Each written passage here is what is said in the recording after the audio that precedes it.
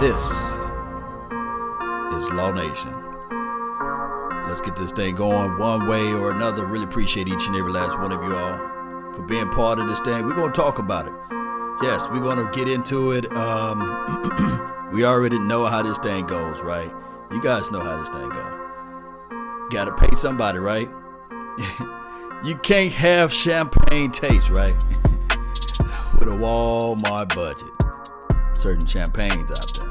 You can get that Boone's Farm. But it is one of those things where as the room fill up, we're going to have to talk about it. You want to be the best, you got to go out there and reach into your pockets, right? But we're going to look at it from an analytical side of it. We're going to look at it from what do we have to pay? What do we have to offer? I know a lot of people saying, you know what? I love the Beamer, but I only got Kia Sports money. You know, where the Kia Sports at? I want that Jag, but I got that Honda.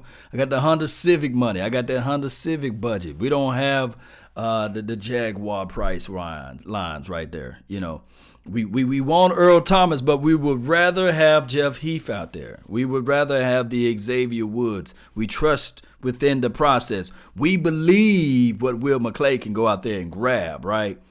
We see that time and time again, using the old philosophy of saying, nah, we can make it happen with pennies. We don't need the dollars, you know.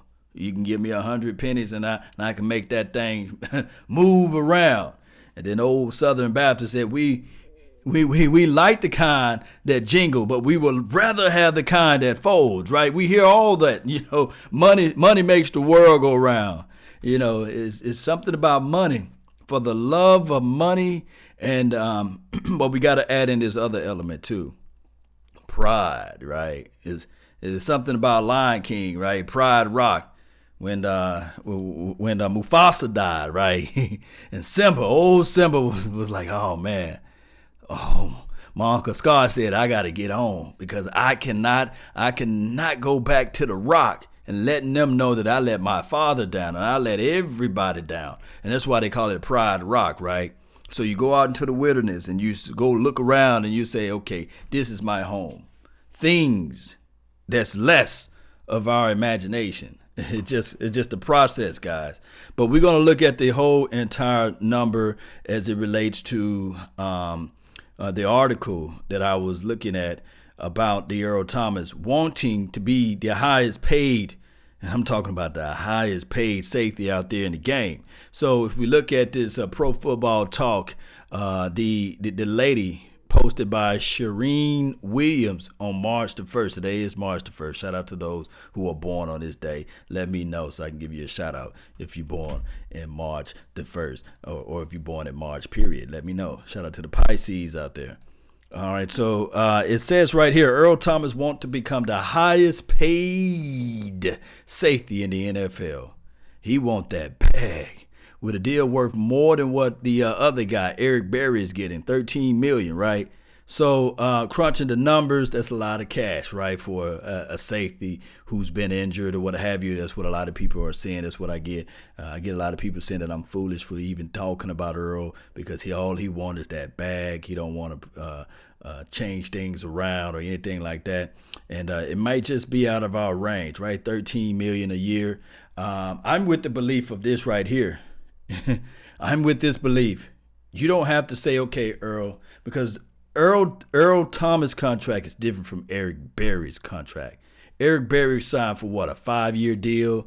And I think it was like $60 million. Instead of me just trying to formulate it in my mind, let's pull up the facts. Let's pull it up. Facts. All right, this is Eric Berry, right? You guys can see it on your screen. Give me a thumbs up if you can see what I'm seeing. All right, so he's 30. He's 6 foot. He's 211 pounds. College Tennessee. He played for 9 seasons, what have you. If you look at it, you know, he was getting paid pennies in 2017. That was the end of his rookie deal. And then 2018, they said, okay, you want that bag? We give you $8.9 million, and then we give the prorations or the bonuses and things like that, workout deals and guaranteed and all this stuff. We'll put most of that money up front. So he signed probably like a 17, close to an $18 million deal up front, right? gave him the money up front and said, okay, this is what we're going to do from there. The next following years, you will have a prorated bonus of 4. And then on top of that, it will be the 12, and then it will be incentives from there. 9 and 11, and then it's 2022. That's a lot of cash. Yes, that's a lot of cash right there, right? 13.9. And I would say he would never live out to this end of this contract. Want to know why? No. The writing is on the wall. 2021 would be the footsteps of Eric Berry. Or it could be 2020. Because if they cut him, they would save $12 million in 2021. If they cut him in 2020, they would save 5.5. They'll eat the 8, but they'll save 5.5. One can argue in 2021, they're gonna cut him. They would save $12 million opposed to just $4 million. So they probably cut him after June 1. And it's just the bottom line. And then 2022, hey. It is what it is at this point. Unless he just balling out of control in 2022, they're going to cut this kid, So a lot of times when we look at the contract, it's like a lot of smoke and mirrors. You get the upfront guaranteed money up front. And Law, I know a lot of people saying, Law, where you going with this story on Earl Thomas, though? How did this relates to the Dallas Cowboys? You know what? If I'm Earl, you got no state taxes in the wonderful land of Texas, right? You can also try to sit yourself around and look at it from this aspect. You can ask Earl, what do you really want out of these contracts? You know this is going to be your final contract, right? So how long are you expecting to play? To me personally, I think $8.5 million a year, stretch out for 3 years, 8.5 times 3. Anybody got the calculators out? 2.5 million. What? 25 million. 25.5 million. 8.5 times. Let's just push it up to 9. I can do that number real quick. If you have $9 million, you sign Earl Thomas for 3 years for $9 million. That's 3 year, $27 million. Now, the gripe part of it will be how much of that money will be guaranteed. I can say this right now. Cowboys got enough money to offer Earl Thomas $9 million a year. And then, this is what I would say if I'm Earl Thomas' agent. No, I would say no. If I'm Earl Thomas' agent, my whole goal, my whole philosophy would be this right here.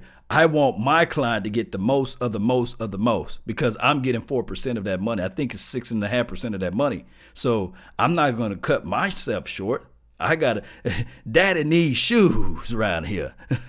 I need a new car. I wanted the biggest, best house that's in South Lake. So what I'm going to do is I'm going to say, hey, my client deserves Eric Berry's type of money. And you can start negotiation from there. That's what I would say. That's what I would put out there to the world. But in the meantime, in the between time, Earl, he's sitting back.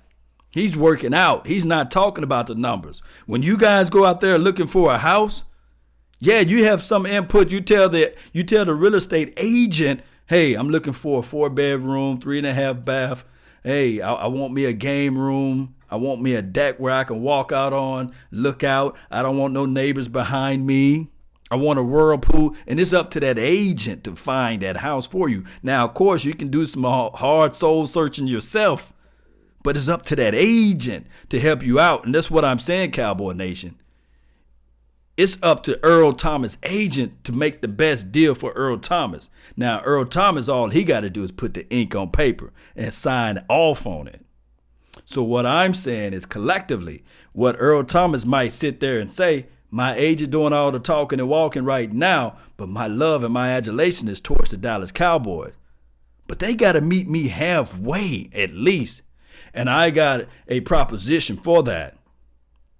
I will say, Earl, you want to get paid like the highest paid safety out there. The highest paid safety is not playing every Sunday. And they getting you know what handed out to them. And then on top of that, Earl, let me go back to this chart. Right quick. On top of that, Earl, you got to understand that a lot of that contract talk is nothing more than smoke and mirrors, because this guy, he would never get all of that money. He just gonna get a piece of that money. They not gonna sign this kid in 2021 and 2022. So I don't want a lot of you to kick it, Earl. We not gonna try to do that. We respect you in a lot of factors.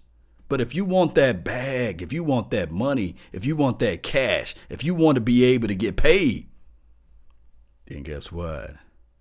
You got to do something for us. They saying like, whoa, what are you talking about? What do you got to do for us? Let's make this Mama Jamma incentive laden. Let's make it like that. Give the kid $9 million. Give the kid $9 million. And then on top of that, you will have incentives. With 5 interceptions, we'll kick out $5 million. Or with three forced fumbles and 5 interceptions, we'll kick out $5 million. Make this thing incentive based. Per workout, we'll throw in $500,000. Or if you look at it from this aspect of it, hey, for 16, if you manage to play 16 weeks, we'll kick in out of the $9 million, the guaranteed money that's already there. 9 times 3 years is $27 million. We will throw this out for you. We would give you this amount of guaranteed if conditions. If you manage to stay on the field for 16 weeks. It's simple, but yet complex, right? It can flat out happen. Let's take a peek at Earl Thomas' contract now. Let's see what they was paying this guy right now. Let's see what we have. I'm gonna pull up Earl Thomas' situation in a few seconds so that everybody can see that what he was getting paid, what was his remunerations and things like that, and we can see how Earl contract really is or what have you. Let's see what we have here. This is Earl Thomas contract. He's 29 years old, 5'10". Eric Berry was 6 foot, 211 pounds. Earl, 202 pounds. All right, so let's look at this contract collectively, okay? All right, so in 2014, of course, that's when he was getting paid the pennies, right? 2015, that's when he was like, okay, we're going to sign you around. I think he signed his contract in 15. So 16, 8, another 8.5. Another 8.5. They had the prorated bonuses here. So one can argue he's been used to getting paid close to 9 to 10 million. 9 to 10 million. You see that right here with you guys? You guys see what he's getting paid? Pretty much 10 flat, 10.4. So what the Cowboys can do is say, hey, Earl, they say you've been injured lately, right? They say you can't stay on the field. Well, let's put your money where your mouth at. Let's sign you up for a 3-year deal, $27 million. Out of the 27, we can still make the 20 guaranteed. That's a lot of guaranteed money. And then you can fork it around and say, okay, signing bonus for everything, 16. What we have left on the cap, guys, 53. What we got? 53 million. One can say that with the Sean Lees of the worlds and the if you exclude to pay Jeff Heath, and if you exclude to pay some other guy, I think his name was Cole Beasley, you can save upwards about $9.6 million, right? What's 53 minus 16? Those who out there that got that quick calculations of the mind. I think we got 53, and then you minus 16 million. You got yourself still enough room to maneuver that thing around. 36, 37, 38, 15, 53 minus $37 million. You still got enough money to move it around. Look, I understand, guys. I understand when you're talking about money. It's a very uncomfortable situation. We all need money. Hell, some translations say money is my needs. That's how I put food on the table. That's how we eat. And baby, we love to eat. We do. We love to eat around here, especially in Texas. Boy, we love to eat. Now, It's up to Jerry Jones and Stephen Jones to sell that to him. To say, okay, and the numbers could be extra added into there because they was paying him what 10.5 million basically. So now he want to get 13, if you know what I mean. There's ways. Yeah, let me read the comments, man. I love all you guys, man. Thank you all for putting this information down below and feeding me with all of the information in the Discord and things like that, especially dropping the links around. But let me just give a shout out. Thank those who've been tuning in. I didn't do this in a long time, but let me do this right quick. Andrew, thank you for being the first person on the nation, man. Thank you for being part of this thing. Shout out to the mods, man. Thank you all. All right, so Q&A time. I'm going to start off with Q, man. What's good with you, man? He says he's laughing at Jackie. All right, so what do we have? You put 37 down there? Okay. Stephen Benton says, no, Hector. What you guys talking about? Give me a question. Joseph, Law needs to adjust Lawrence money in extensions. You can make that. You can make some crazy adjustments there. I think that with the money that we have, we can sign pretty much all of our guys, basically, and extend them. Now, this is the scary part about it. When you extend guys, like let's say, for example, Byron Jones, we can extend him, let him pay out last, we got a 5-year contract with him. Extend it, and then you can sign another 5 or 6 years, and it can look crazy on the books. That's because that's how they did the actual offensive line. Right before their contracts were teetering out, we extend you to a crazy deal. But this is what you can do.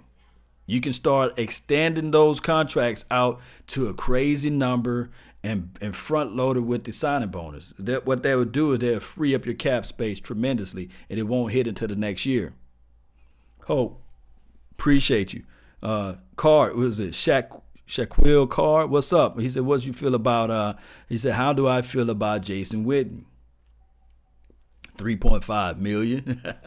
That's how I feel about Jason Witten. You got a lot of money to move around and maneuver around with Jason Witten.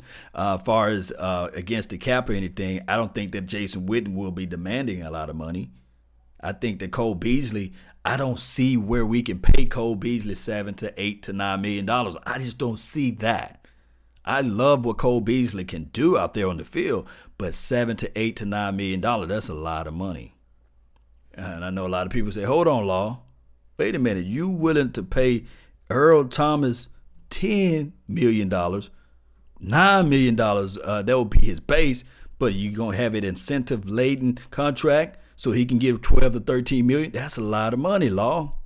But what I'm saying is, as far as impact and changing of the defense and being able to just be a full-time player out there and help everybody else grow, you'll see some transitional talent or transferable information out there for Xavier Woods. Still keep Jeff Heath as a rotational guy. Man, you have the ability now to move. This is just me saying, your defense from being just okay, because we still was the hot boys, but now having your defense to have the little takeaways out there, turnovers, fumbles, things of that ilk. Hector says Earl is just not worth it. He said it's just not worth it. Okay. Let me see. You got the Amos kid out there. You got the Landon Collins out there, other worlds, or you got your own home body out there. The only way I can say with all this is what I can say. I'm not saying you go out there and you rob the bank and you get Earl Thomas on this team. But what I'm saying is collectively you can look at Earl Thomas and he'll benefit this team tremendously, right? And I know for sure as far as slot receivers and things like that, you probably can find another guy that can play inside. Everybody, mama, uncle, cousin know that this offense, as far as explosiveness, is behind Ezekiel Elliott and Amari Cooper. Let's be real with it. We saw the growth factors of Michael Gallup. As much as I love Cole Beasley, I just don't see him just being that much of a game changer. But shout out to him. He caught that ball against the Giants. But if you can add somebody else in that can be polished, that can run some inside routes, like the quote-unquote whoever we may get in the draft, that can be cool. But if the Cowboys decide to give Cole Beasley, I guess Damon Amendola type of money, then that would be the choice that they went with. But as far as defensive wise, if the Cowboys refuse to pay Earl Thomas, I can understand. Only if in this draft you get a Taylor Rapp or somebody, right? You go out there and you get who else we did? Jonathan Abrams, one of those kids, right? And you'll say, okay, there's going to be some growing pains, but we trust Xavier Woods to step up to his level, and we trust Jeff Heath for one more year. Hey, and Rodney Ellis says Landon is another Heath.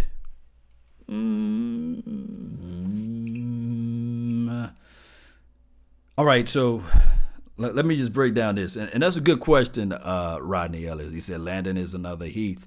But let me dispel that myth. Heath, to me, it has more range than Xavier Woods. He plays free safety, but the Cowboys look at his size and his measurables and they put him inside. Heath's problem is that he recognition of the run, flying and chasing, picking out the right angles, things like that. Those are his issues. Now, Landon Collins, he's a box safety who is, quote unquote, a whole hell of a lot better Kayvon Frazier, basically. Would you like to have a Landon Collins out in space all day? No. So what you're looking at is that Jeff Heath, he disappeared at a lot of moments, right? And we love Jeff Heath because he's a game changer. When the last 2 to 3 minutes of a game, you put Heath out there, when he's a rotational guy, he will make plays out there to happen. But on the flip side, you may give up a little bit as it relates to run and attacking and chasing when he's down inside. That's just the bottom line. He just don't have that type of skill set as it relates to like top echelon or top tier. Landon Collins, he's top tier inside. It's just horrible on the outside.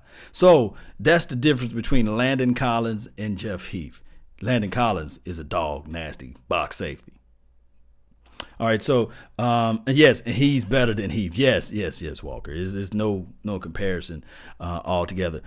E.T. and the Big D, what's up? He says, Law Nation. Yes, what's up, man? Appreciate you, man. All right, can a player refuse to restructure his or her contract? Hector Vega, his contract. I read it wrong. His contract. All right, so they have a right to say, okay, they don't have to sign a deal, you know. But a lot of times when you're talking about restructuring a contract, the Jerry Jones, the Will McClay, whoever handled the money, what they will say is, okay, you have a 5 or 6 year deal. This money is being spread out. A lot of times, let me see your name, Hector.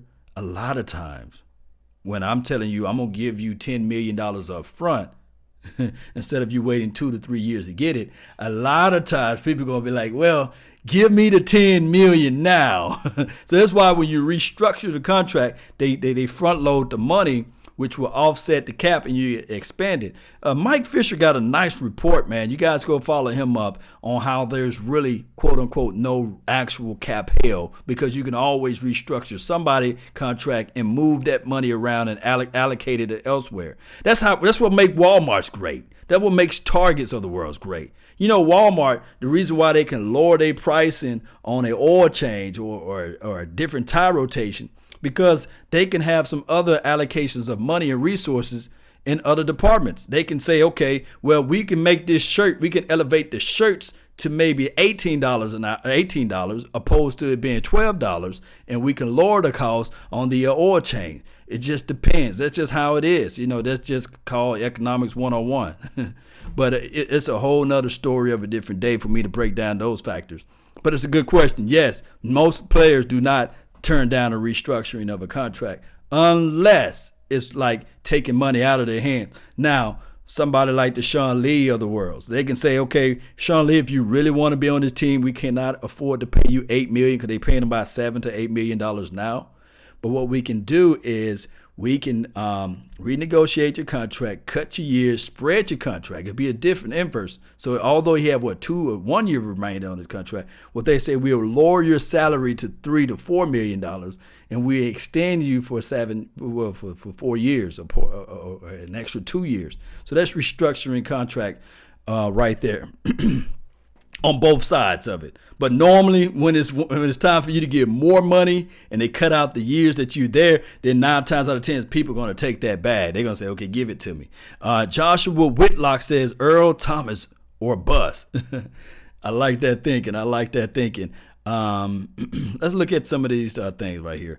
Appreciate you, Antoine. Thank you for the donation to make the nation better, man. Thank you, man. Why people want to lowball elite guys like Earl? That's a big question mark.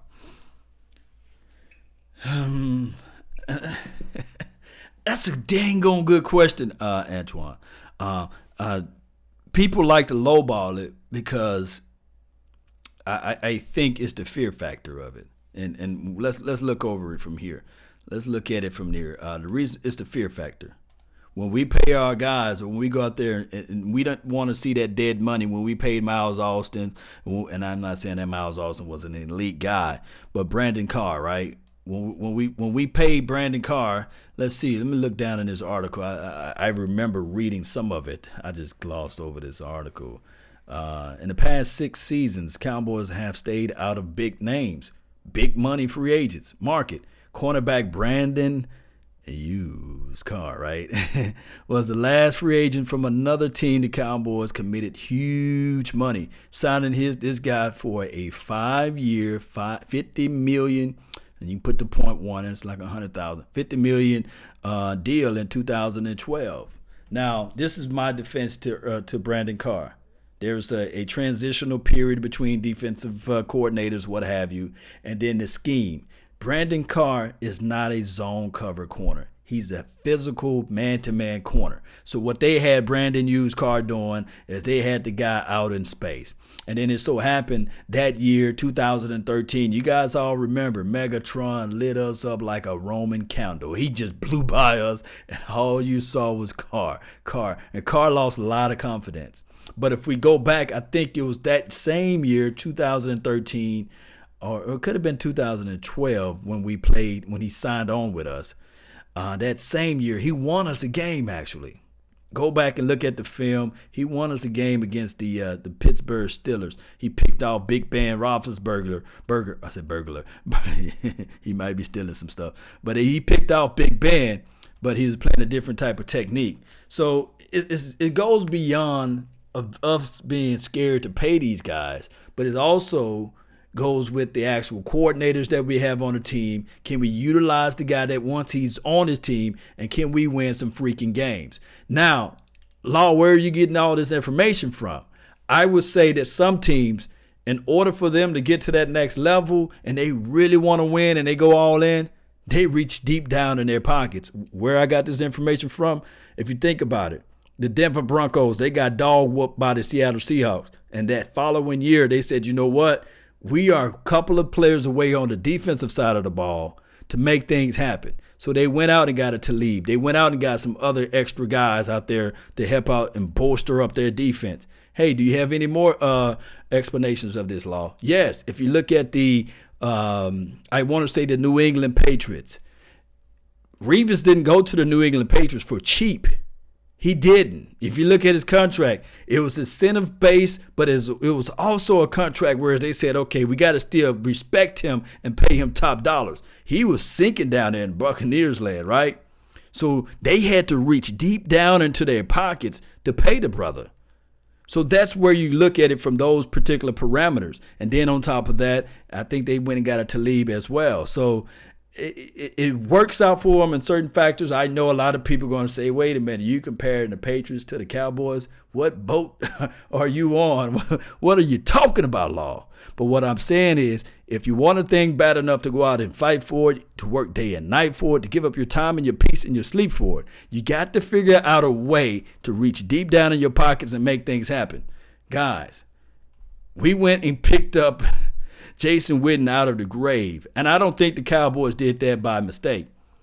They probably sitting there saying, we're going to get you a ring, Jason. We trying to make it happen this year, not next year, not 10 years from now. So they may be with the mindset of let's go all the way in.